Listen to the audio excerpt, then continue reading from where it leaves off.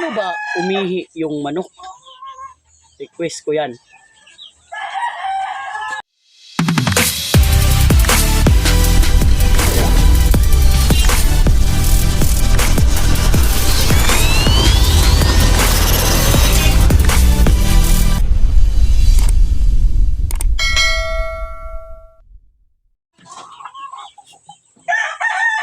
Sayang ang manok.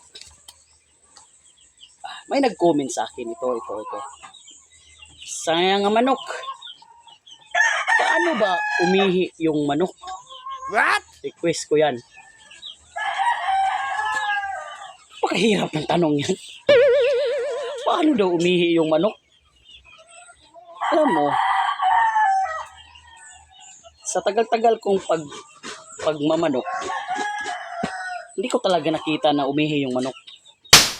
Malakas silang uminom ng tubig, pero hindi ko nakita na umihi yung manok. Kuya Kim, ano na? Sabi nila, yung manok, iihi daw kapag walang tao.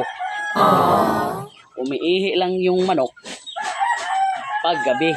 Kasi mahihiya yung manok na umihi kapag may tao.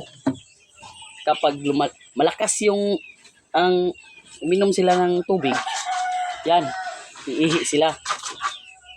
Baka iihi yung manok mga 12 AM in midnight. What? Kasi mahiya yan sa mga tao yung manok umihi. Alam mo, ikaw, tanungin kita, kailan ka iihi? Iihi talaga yung manok. Iihi ng tao manok pa. Hindi mo lang makikita kasi mahihiya sila. Hindi yan sila magpapakita kapag umiihi sila.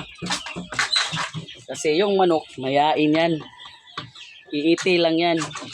Magpakita siya kapag umiiti. Pero umiihi, hindi sila magpapakita kapag umiihi sila. Kasi mahihiya yan sa tao. Oh, shout out, Dave Larolia. Yan, sinagot ko na yung request mo. Paano daw umiihi yung manok? Yun, tanungin natin si Kuya Kim.